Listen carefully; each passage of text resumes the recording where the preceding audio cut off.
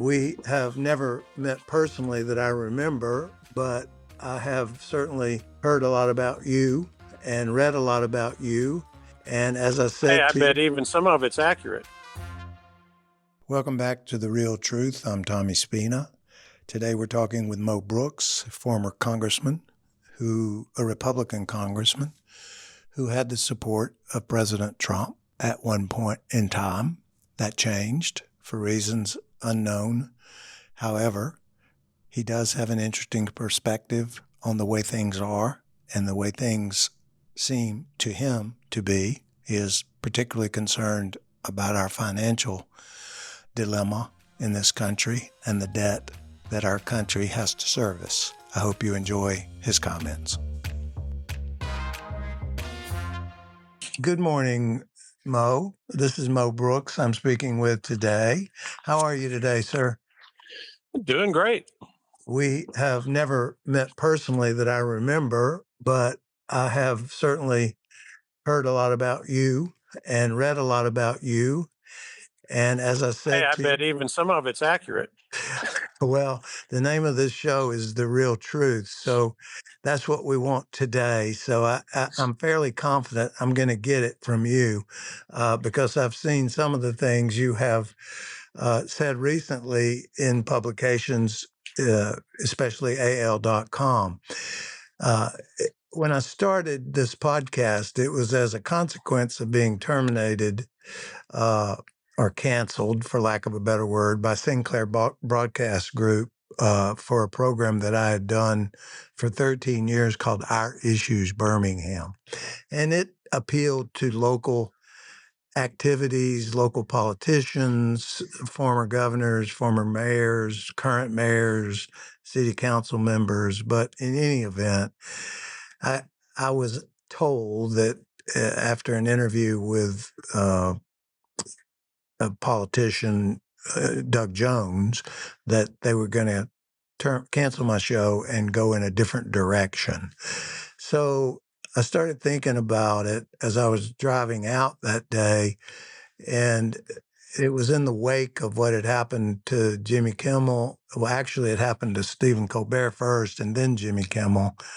But I was in between those two. And I'm not saying that I was canceled because of my content, but I am saying that Sinclair Broadcast Group has instructions from on high to run certain messages to people that are not written by the person that's reading them off of the teleprompter. And that's going on globally, probably. I know it's going on nationally. But it offends me a bit because I've always admired the documents that form the basis of what we have done professionally outside of politics for me, but for you, politics. The three branches of government, their separateness, the checks and balances that they were put in place to accomplish, and how that related to what I call the rule of law. And what I see now is almost, and I've not gotten a press person to agree with me on this, but I kind of feel like the press is becoming almost a fourth branch of government, uh, if that's possible. But I am concerned about the rule of law. And I am concerned about what's coming out of Washington and how it affects my listeners and me personally and many other people. So if you can just address some of the things that you have observed recently, some of the things you have recently written about, and let's just have an open and frank discussion about those things. So, with that being said, I'll just turn it over to you to Well, tell me well, what you I'm think. 71 years old, I got you beat. and and I remember the days when you could trust the news media to be accurate the vast majority of the times, and when they made an error and it was proven that it was an error, they would apologize and they would correct it. Those days are long gone. There is nobody in the news media that I today trust to tell the truth. And the root cause of the problem is money. These media outlets are struggling to survive. And instead of trying to portray the news as it has actually occurred, it has appeared to me that they are trying to target a certain segment of society, creating a customer base by parroting back to those people what those people want to hear, regardless of whether it's true or not. And that has had, in my judgment, a significant adverse effect on the quality of news. Fox News, by way of example, is going to cater to the far right, not 100% of the time, but a very large percentage of the time. MSNBC is going to cater to the far left extreme. Again, not 100% of the time, but pretty close to it. And I think you can put most media outlets into a right camp or left camp position without any of them being where the truth lies. Well, at the same time, whether you're right or left, there's at least 75 million voters, approximately, on either side of that equation who are being validated, it's my word, by what they're being told by the news, which essentially emboldens them to continue with the positions and the actions that some of them are taking on their own. And thus, it's sort of like feeding itself, if that makes sense. Sure, it's a cycle. The customer base, which provides the ratings, which provides the money for the advertising, demands a certain viewpoint. And you've got different media outlets that try to cater to that particular viewpoint. Since we've got a lot of different viewpoints amongst Americans, you've got media doing polling and focus grouping to determine whether the audience segment that they are trying to reach by parroting back to them what they want to hear, regardless of whether it is the truth, is large enough to maximize the profits of the media outlet that's been doing that polling and focus grouping. Well, I do know that with the entity that I was employed by, which was Sinclair Broadcast Group, they were writing what is called must runs for the news reporter to read from the teleprompter that were not prepared by the reporter, were not validated by the reporter, and they were running the same exact verbiage in every market that they could run it in across the country and maybe across the globe. I don't know. But something's not right about that. It's just Well, it's not right in that a lot of people are misled as a consequence. And my recommendation is basically twofold. Don't focus on just one media outlet or perspective. Get as many perspectives as you can. And then, two, do your own homework, particularly on public policy matters, to determine what works, what doesn't, what's the truth, what is false. You can't, it's not the 1960s anymore. You just can't watch the evening news and expect it to be the truth. Nowadays, you can trust it if you want to, but by golly, you better verify it before you act on it. and you sprinkle in social media that has absolutely no guardrails whatsoever for accountability, at least if the New York Times makes a defamatory comment about somebody, they can either retract it, apologize, or they are subject to litigation that will ultimately result in costing them money. Somebody that reports something on social media has none of that. They have nothing keeping them from straying from the truth, whatever that truth may be. Well, the internet has created a whole another set of problems that I've observed, and it's this.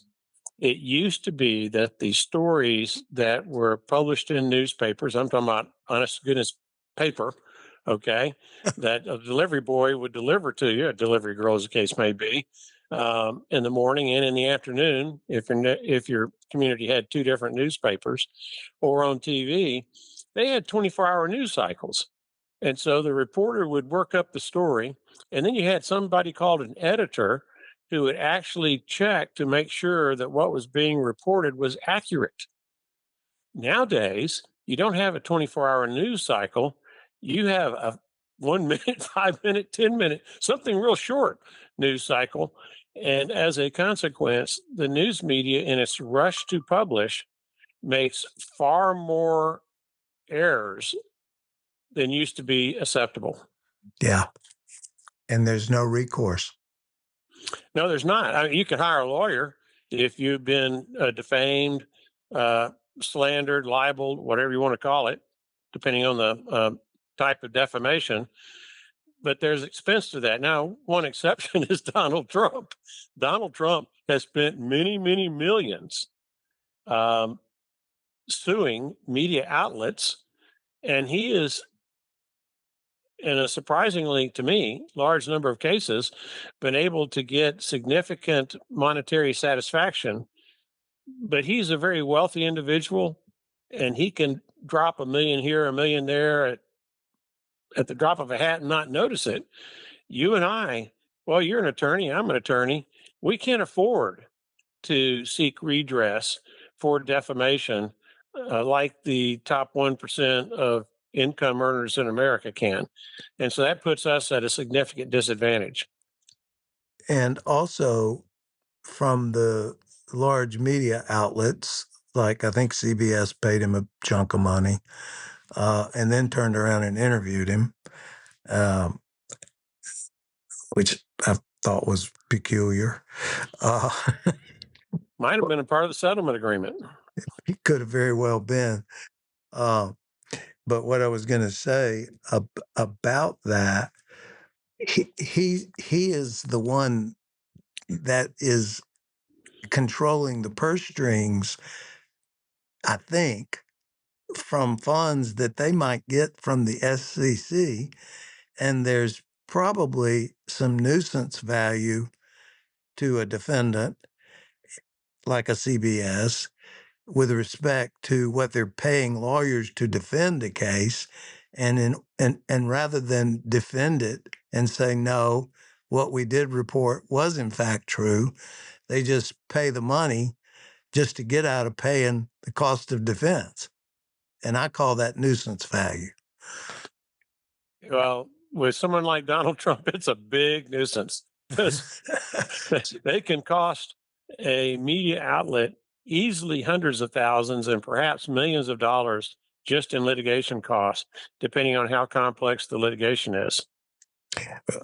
What do you see? I know when this show airs, in a perfect world, we will be out of closure. But as we are taping, the Senate has just passed uh, at least an alternative measure to get the government back opened up. The House is considering it. In terms of our government being closed for the longest period of time in the history of our government, what do you see going on up there from your perspective, having been there? Uh, I mean, it's no secret that you've spent decades in public service, both on a state and national level. So you've been in the sandbox or the briar patch, I should probably call it. Um, I feel like, and others that have been on my show have commented that the Republicans are not talking not only to the Democrats, but they're not talking to each other. And the same could be said for the Democrats, I think. So, from your perspective, how would you lay out how we ended up in this dynamic? I canceled a flight today because I just didn't want to deal with going through Atlanta. Your thoughts? Well, let me get to the root cause of the problem, and then I'll be more specific about the government shutdown after I get to the root cause of the problem. The root cause of the problem is that our senators of both political parties, our congressmen of both political parties, do not have the public's or America's best interests at the top of the totem pole. Each of them has special interests that they cater to. Now, I'm talking general rule. There might be 5 or 10% that are exceptions, and I know a few that are exceptions, excuse me, but there aren't many. Okay, and for the other 90 to 95% special interests that provide the money that give these people power both to win elections and to purchase committee assignments. That is first and foremost the focus of the vast majority of our senators and congressmen. And I'll give you a more specific example. And you may be familiar with this, but I'd bet a whole bunch of your audience members aren't. If you want to be chairman of a major committee in the House of Representatives, the year I retired from the House, the minimum bid price was $1.2 million on the Republican side, probably a similar amount on the Democrat side. And who pays that to who? Well, the congressman or senator would have to pay it directly or indirectly through contributors. And that money would be paid, if you are a Democrat, to the Democratic Party's campaign operations in the House and the Senate. In the House, it'd be the DCCC, Democratic Congressional Campaign Committee. On the Republican side, we have similar party organizations. It might be the Republican Senate Committee, or it might be the National Republican Congressional Committee. And if you did not pay the money, then you would not have the power. You would not be considered for that chairmanship position. But who Well, a lot of let who- me keep going. A lot of politicians covet this money, so the question becomes, covets this power. Oh, they do covet the money too, but where do they get the money from? They can't get that kind of money from Joe and Jane Citizen, so they have to go to special interests who will finance their power play to be chairman of one of these major committees. Now, you also have to pay to be a member of some of these most important committees. I call them, well, they're named A committees. There are A committees, B committees, C committees, based on how much money you can raise from special interests by being on them. Okay. And the special interests would put together various coalitions to back one candidate or the other, and they would finance the campaign for the chairmanship position of the congressman or senator who wanted it. And what that all does is that corrupts the public policy debate, because you've got politicians who covet the money that comes from special interests. And there's a really good example by the name of, oh my goodness, I'm having a name blank, from Kentucky, the libertarian, Thomas Massey. He was on the front page of USA Today one time, where he commented on it, how a special interest lobbyist had come to him and said, look, if you'll sponsor this patent bill, I will come up with the $500,000 you need to be on the Ways and Means Committee, which controls tax law. That would be an A committee, I suspect. Yes, Ways and Means is an A committee. And he said, well, let me look at your bill. And Thomas Massey has a lot of experience with patents. He's brilliant, MIT grad, his wife, MIT grad. And he looked at the bill and he goes back to the lobbyist and he says, I'm sorry, but I can't sponsor this bill because it puts the people with the money in charge of the patents rather than the person who actually invented them. And that would suppress the inventions. And so Thomas told the guy no, and the lobbyist came back and said, well, I'm not going to come up with $500,000. And I went to Thomas Mash in the House floor. I said, I thought that was a great article. I talk about that wherever I go, how this process is corrupting the public policy debate. And Thomas Massey told me, well, I had one big error in all that. And I said, well, I didn't see any error. I read it 2 or 3 times. Front page, USA Today. What was the error? He said, well, I talked about it in terms of buying these committee assignments and chairmanships. Really, it's a rental agreement because you got to pay every 2 years. Because they get reappointed. Yeah. Now, how do you arrange as a politician for the payback to the special interests that demand a quid pro quo in exchange for the substantial sums of money that they're coming up with? You can't easily do that as standalone bills because then the public attention is focused on the merits of that one bill dealing with one subject matter. And you're apt to lose an election because the public will get angry at you for putting special interests above the public interest. So, what you have to do is find must pass legislation where you tack on your payback bill. You put the payback bill's language into the must pass bill.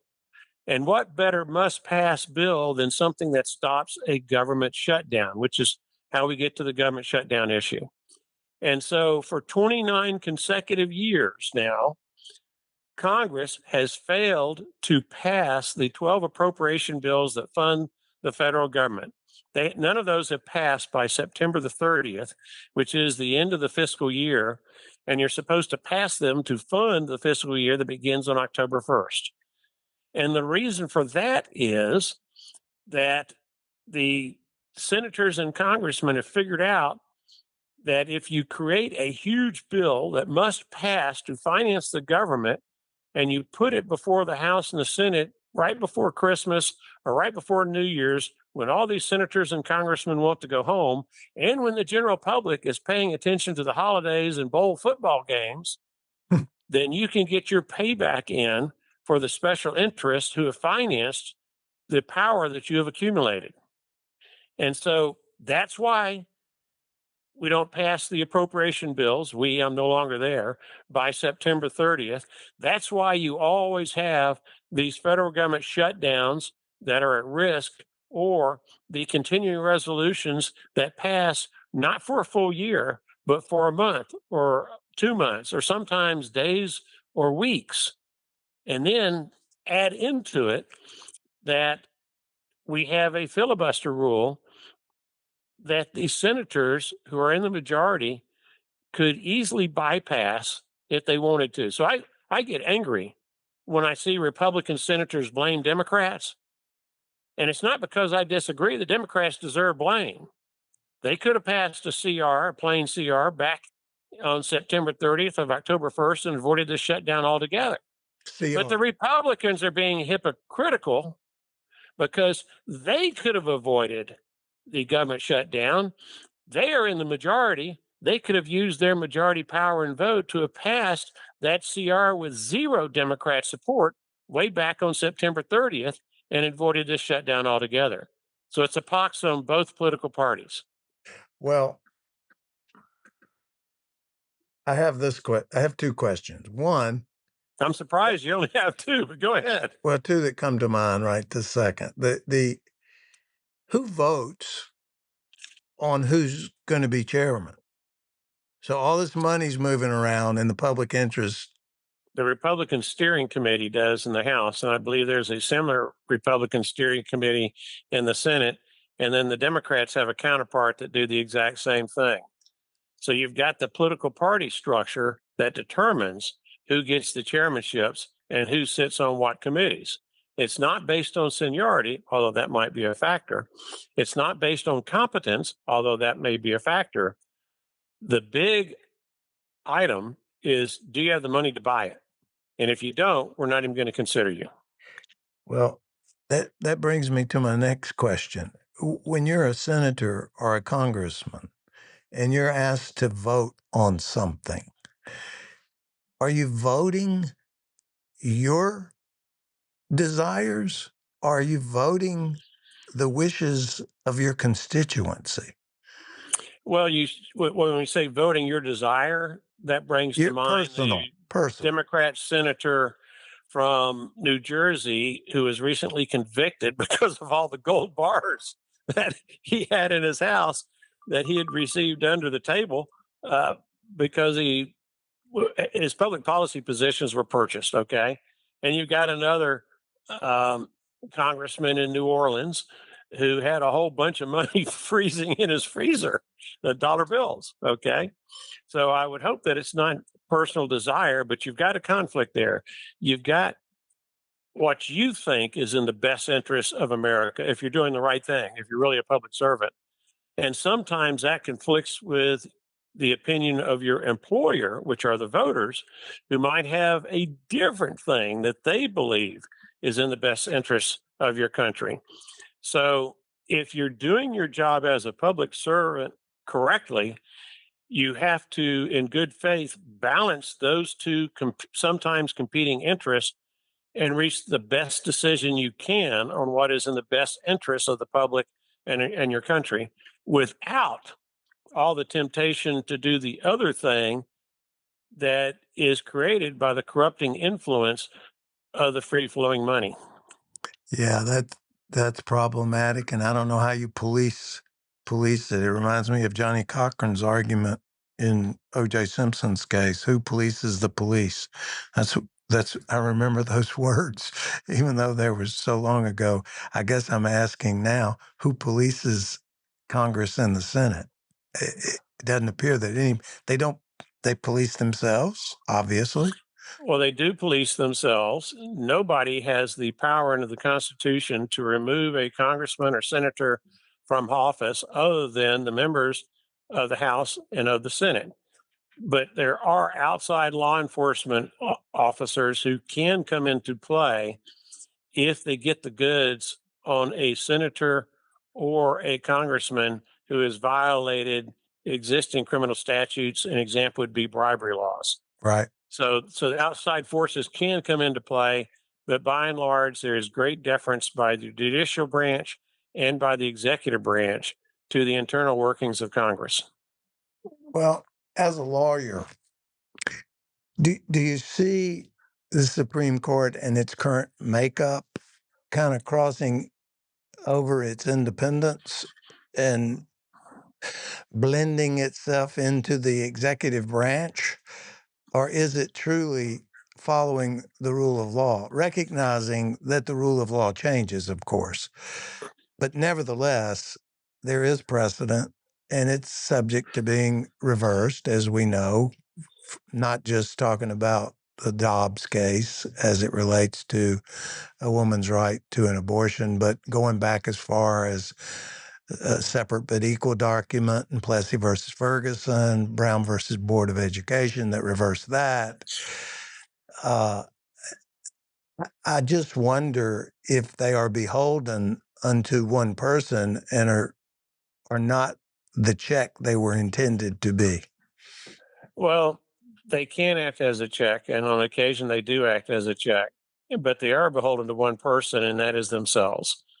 Um, I have seen time and time again where trial court judges, appellate court judges, Supreme Court justices get a deity complex where they think that the rest of us aren't very smart and make unwise decisions, and they need to make decisions on what is sound public policy, even though under the Constitution, that is not their role.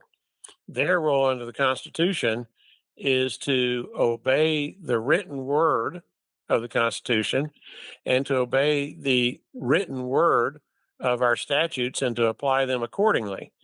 But I'm sure you've seen, and I've seen lots of occasions where they supplant their own public policy values for what the written word was. But in a republic, there is a process by which you change the law, and you change the law through your elected people, not these people who are appointed for life.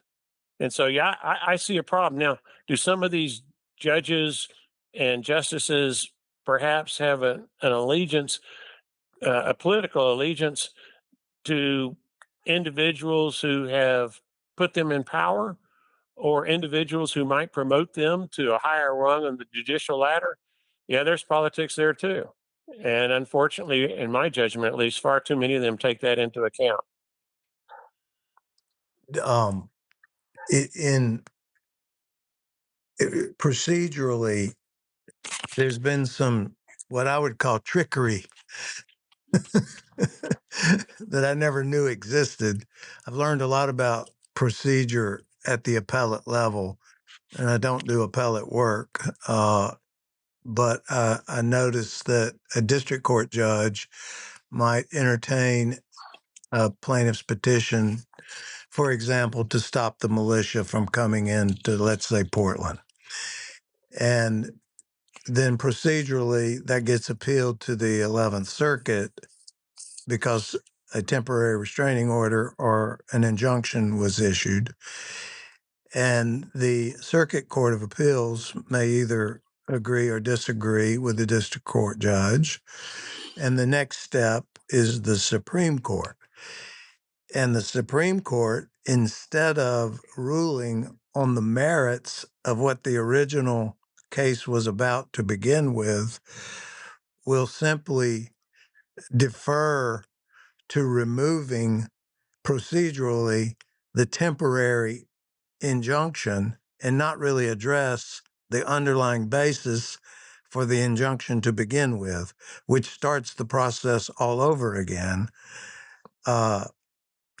And really accomplishes nothing but generate fees for lawyers.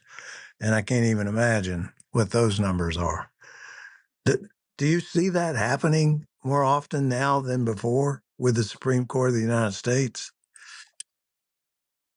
I mean, Well, on occasion, we've had some very activist Supreme Court justices, and we quite often have had activist trial court judges who don't follow the law and supplant what the law is with their own personal opinions as to what the law ought to be. And that creates a whole mess of problems. And that, depending on which side of the political arena you stand, you may be all in favor of what those judges are doing or all opposed. I'm personally, I'm a strict constructionist. I believe in the Constitution. I think it's the best governmental document that's ever been drafted, particularly the provisions that allow you to amend it to fix some of its weaknesses, keeping in mind it was written way back in 1789, and things have changed a lot in society since then. And I also believe the proper way to remedy bad law is via constitutional amendments. I mean, that's how we got rid of slavery with the 13th, 14th, and 15th Amendments um, put all together. That's what it took. And and I have confidence that the American people, if they're properly informed, that they will eventually render wise decisions that will result in bad laws being improved. But I'm also mindful of Winston Churchill's quip back around 1940, in which he commented that you can always depend on Americans to do the right thing after they've first tried everything else. Okay. And I would much rather. He must have had him a snootful by that time. Well, perhaps, but he'd been urging America to become much more aggressive in fighting Nazi Germany, fascist Italy, and imperialistic Japan. And it took Pearl Harbor in December 7th, 1941, for us to more actively help protect the free world against these dictatorial and aggressive regimes. But I'm always mindful of that quote by Winston Churchill because, well, like slavery, it took us, what, 80 years, more or less, to get rid of it. Yeah. And that should have been an affront in the get go. Now, granted, the so called Great Compromise that kept slavery in the United States, at least in the southern states, was what was necessary in the judgment of the drafters of the Constitution to form the United States of America. But it should not have gotten to that point. It Well, should have been abolished at the beginning, but unfortunately, the southern slave states were unwilling to do so. When I started this idea about doing a podcast, and right after my termination of my TV program, I went back and read the Declaration of Independence and noticed. Now that's 1776, so that's before the Constitution by about 10 13 years. years. Yeah. And I do agree with you. The Constitution was intended to be amended, and that's why it's drafted the way it was, and that's why it defines the first 10 amendments as the Bill of Rights. But in reading the Declaration of Independence, other than the language used, uh, there doesn't seem in this current time frame, compared to what they wrote the Declaration of Independence about and the issues that they talk about in the Declaration of Independence, to me, in many respects, some of these things have never changed. It's still the same thing. We're still talking about the same issues. So, I mean, do you see that when you read the Declaration of Independence, that we're still talking about tariffs? We're still talking about taxes. We're still talking about immigration. Now, that's just my observation. Have we really advanced, or, I mean, it seems to me like we're going backwards. It's like instead of make America great again, we're making America Great Britain again, maybe, or something like that. Well, I haven't thought about it in that respect, but certainly circumstances have changed over time. But do you see some of the issues being the same as they were in 1600?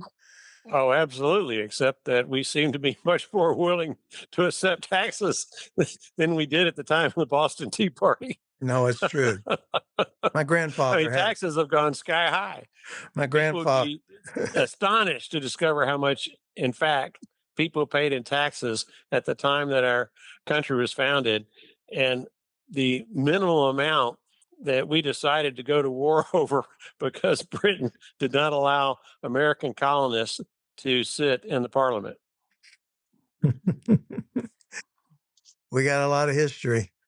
Uh, I just hope we're moving forward and not backward. So, what if you had to make a guess of what the future looks like for this country, uh, and you had a wish list of where you'd like to see things get to, what would be contained on that list?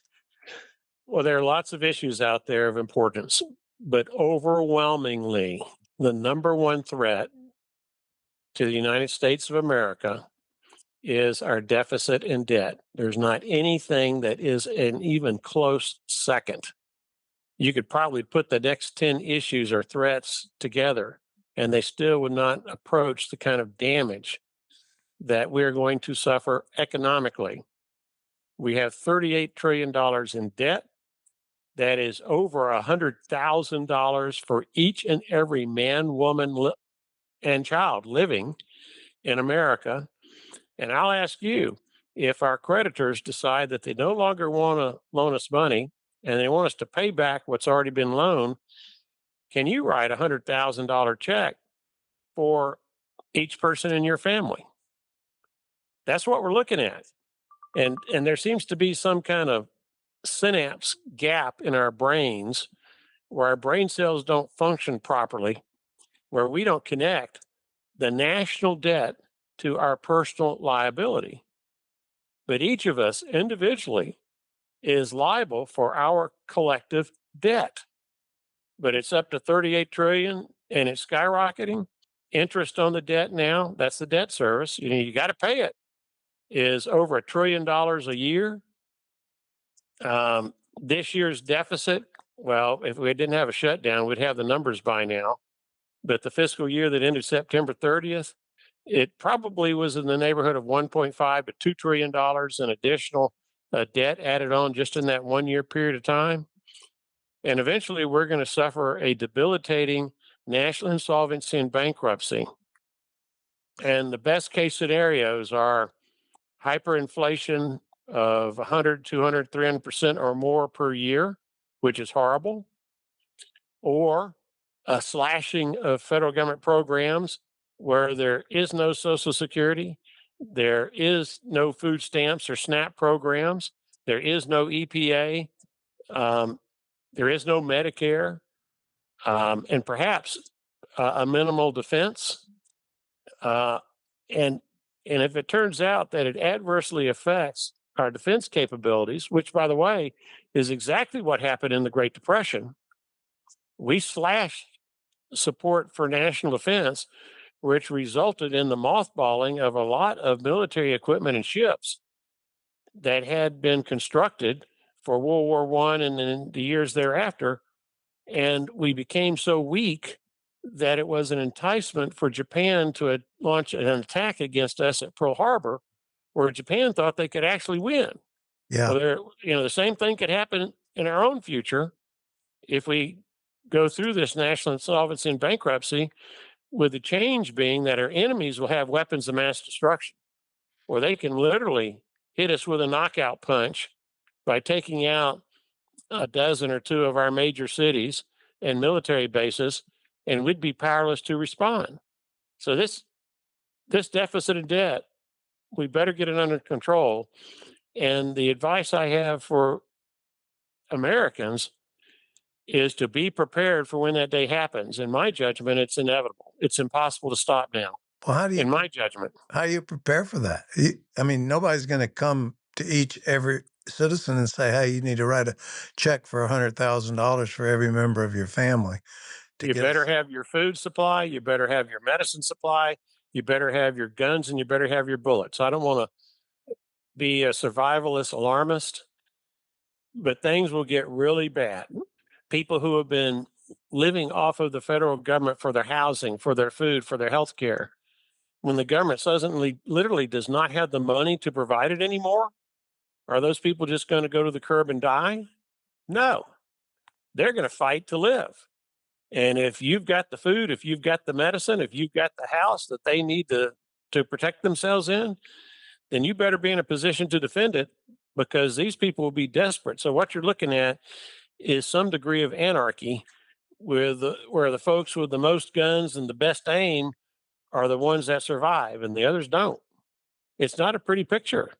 People need to do their homework and look and see what happens when a central government goes belly up. It's not good. It's horrifying. Yeah, but how do you, if China calls the card and says, "Hey, your note's due," well, then what? Then we have a problem. Now, fortunately, China is only about 3, 4%. It varies from month to month and year to year. 3 to 4% of our debt. That's how much they carry. Japan's up there too. A lot of that debt is owed to ourselves. Ah, For example, retirement accounts. A lot of that money, potentially pension accounts, it's invested in treasury bills. Well, what happens when the federal government can't pay the treasury loans back to the retirement accounts? Then all of a sudden, this money that has been in reserve that you thought would take care of you during your elderly years, or that you're already relying on, poof, it's gone. So how are you mm, going to make ends meet? You better be you better have the nest egg ready. I'm glad And I guess that means cash too, but I'm not sure how far cash goes when you've got a collapsing economy and hyperinflation. you know, before we close out, I had a World War II vet that I interviewed when I had the TV show, and I asked him about, I wanted to talk about World War II, and before he would start to answer, he said, "Well, I got to tell you about World War One." And so he goes into a long spiel about World War One, but when he told me something I had no idea of, and you just referenced it, when World War II started, we were 13th in the world in terms of military uh, prowess, for lack of a better word. 13th, behind Portugal. I remember his words, little old Portugal. We were behind Portugal. And then everybody rallied. That was a time when the country came together and united to fight the World War II. But we have come so far from that. I don't know that we can ever get back there, but I do appreciate you giving us what I will refer to as the real truth today. I appreciate you taking the time to be with us, and I hope I have an opportunity to invite you back. Would you do that for me? Sure, it's been my pleasure, and I wish you the best of success in getting the truth out. Thank you, Mo. Have a nice day. You too. Thank you for joining me today on The Real Truth. My name is Tommy Spina. I hope you enjoyed today's conversation. I hope you will follow or subscribe to my podcast and listen in to the next episode. If you found it valuable, please take a moment to rate it and review it. It helps us to reach more listeners that care about the issues that matter. Share it with a friend. Stay engaged and remember, the truth matters. I'll see you next time.